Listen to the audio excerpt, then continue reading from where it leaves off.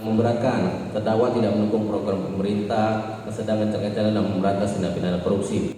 Dua terdakwa korupsi pengadaan bibit karet pada Dinas Perkebunan dan Peternakan Kabupaten Oki, Tabroni Perdana, serta Roni Chandra, terancam dengan pidana nyaris minimal.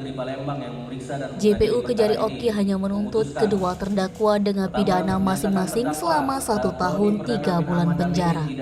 Adapun hal yang meringankan menurut tuntutan JPU, kedua terdakwa menyesali dan mengakui perbuatan serta telah menitipkan uang 317 juta kepada Kejari Oki sebagai uang pengganti kerugian negara. Dan 1 tahun 3 bulan klien kita ini menurut kita terlalu berat atau ringan? Lalu menurut kami tidak menilai soal berat atau ringannya ya. Lalu kami lebih kepada pembelaan nanti. Pembelaan kita nanti akan intinya gimana pembelaan nanti? Untuk kliennya Berarti kita sependapat dengan tuntutan jaksa penuntut umum? Belum tentu sependapat.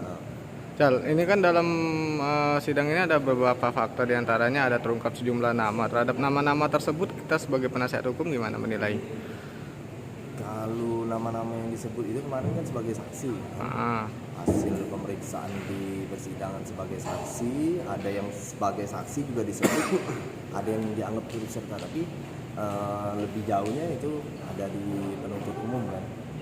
Kita tidak ingin kasus ini untuk dilanjutkan kembali dengan tersangka baru. Kalau kita ngikut aja, yang jelas kita sudah sampaikan itu di muka persidangan kan.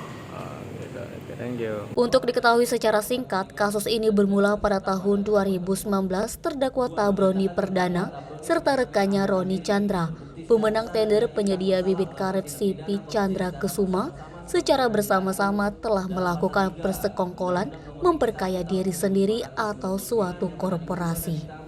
Untuk nilai pagu anggaran pengadaan bibit karet sebanyak 220.000 pada Disbunnak Kabupaten Oki senilai 1,9 miliar, sehingga berdasarkan audit menyebabkan kerugian negara senilai 317 juta rupiah.